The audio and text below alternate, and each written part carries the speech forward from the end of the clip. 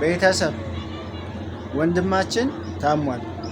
ያ ለብዙዎች የሚደርሰው ለተራቡ እናቶች እንዲሁ ደግሞ ጎዳና ላይ ለወደቁ ህፃናት መንገድ ላይ ረዳት አጥተው ለተራቡ ለተቸገሩ ሰዎች ደራሽ የሆነ ወንድማችን ታሟል። የእናንተን እርዳታ የእናንተን ጸሎት ይፈልጋል። ስለማን እያወራሁ እንደሆነ ሳልነግራችሁ ይገባችኋልና ወንድማችን ማስተር አብነት የብዙ ኢትዮጵያውያንን ልብ የሚያሳርፈው በበጎ ስራው ወይም ደግሞ በበጎ አድራጎት ስራው ሰዎችን በማገዝ የምናውቀው ወንድማችን አሁን ላይ ችግር እሱ ያለበትን ሁኔታ ከመነሻ ጀምሮ አሁን እስካለበት ድረስ እያንዳንዱ መረጃ ይዤላችሁ መጥቻለሁ። ወደ ቪዲዮ እና ፋሚሊ ማስተር አብነት ማን ነው ለሚል ጥያቄ ለማታውቁት ሰዎች ማለት ነው፣ የምታውቁት ታውቁታላችሁ፣ ለማታውቁት ግን እስኪ የተወሰኑ ቪዲዮዎችን ላሳያችሁ።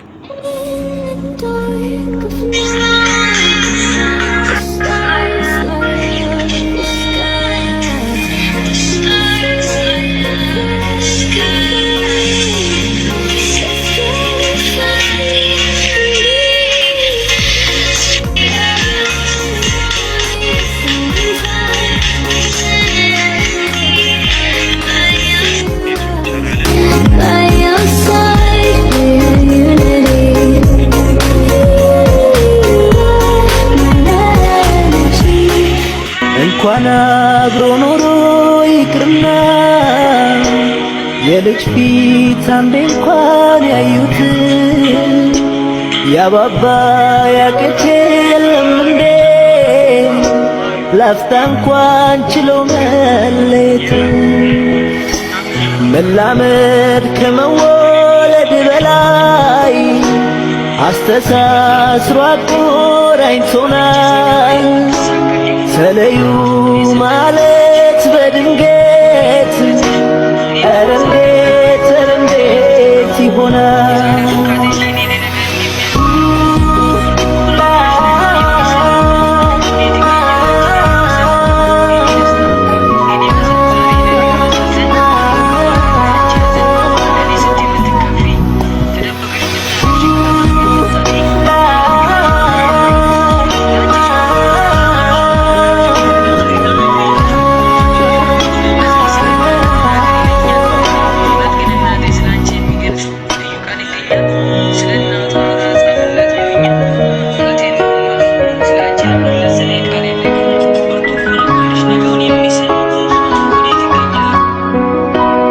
እንኳን አብሮ ኖሮ ይቅርና ኦሶ ኤታካ ጂዮታ ሀጋ ቆፒ ዳገቱ የቱ ኦሶ ደረባ ቆፓ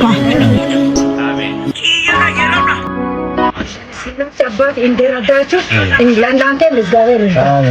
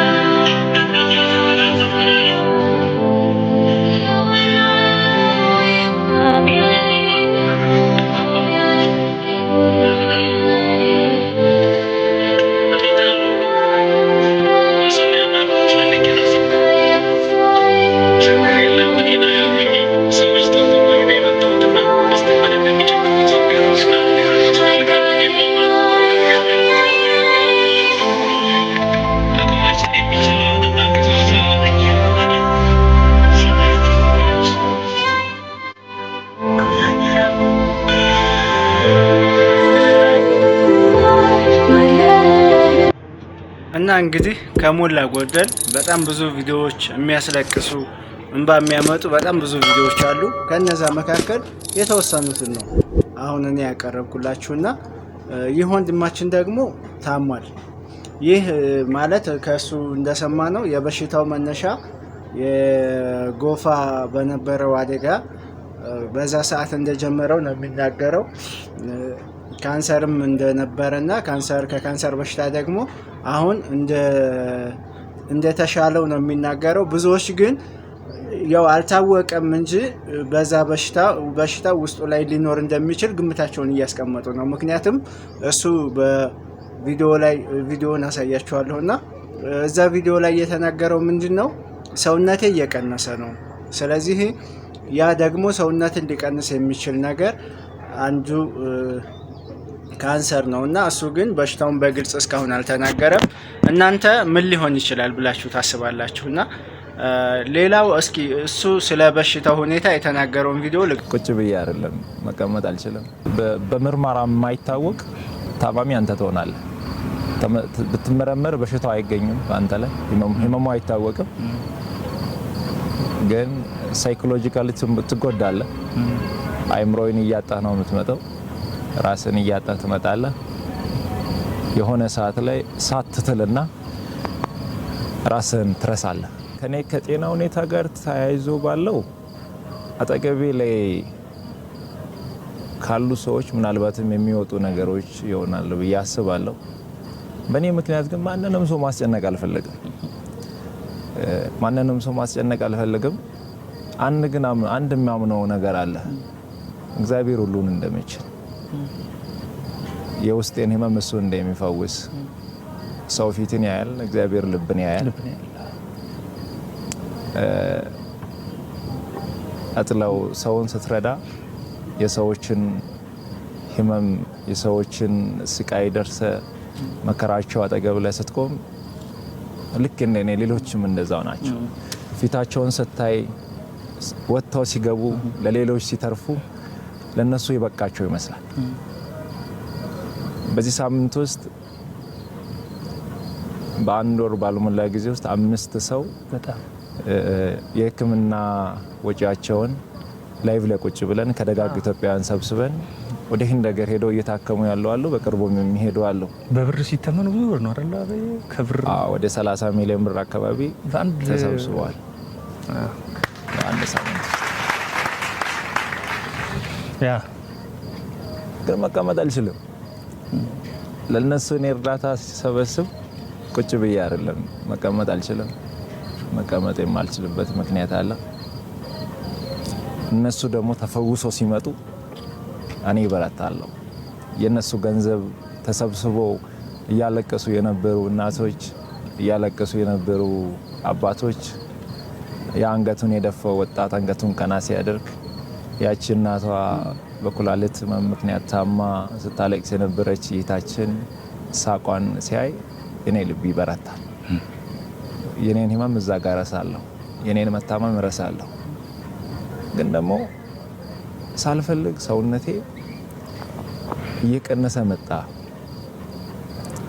እኔ ህመሜን ለሰው ማሳየት አልፈልግም፣ ሰው እንዲያቅብኝ አልፈልግም። አንዳንድ ጊዜ ደግሞ ስጋ ያሳያል። ትልቁ ችግር እሱ ነው።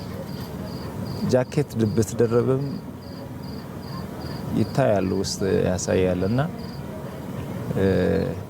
ጸልዩልኝ። እኔ የኢትዮጵያ ህዝብ አንድ የሚማጸነው አንድ ለኢትዮጵያ ህዝብ መናገር የሚፈልገው ከእግዚአብሔር በታች በእናንተ ጸሎት፣ በእናንተ እንባ፣ በእናንተ ምርቃት ነው እስከዚህ ያለሁትና አሁንም እግዚአብሔር በዛ መንገድ ያቆመኛል ብዬ አስባለሁ።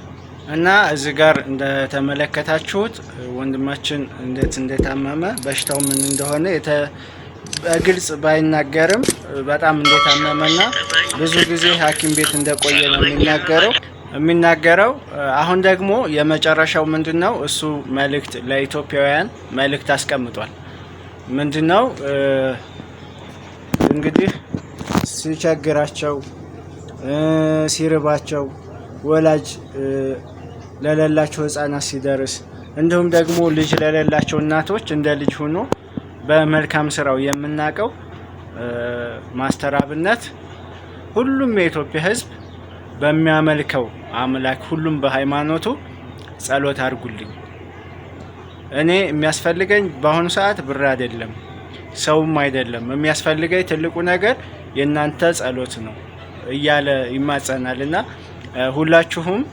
ሁላችንም በእምነታችን ጸሎት እንድናረግለት እኔም ጠይቃለሁ። ምክንያቱም ይህ ወጣት ለብዙዎች መልካም በማድረግ ብዙዎችን በማገዝ የወደቁትን በማንሳት የተቸገሩ እናቶችን ልብ በማስደሰት እናውቀዋልና መልካም ሰው ደግሞ ያስፈልጋል።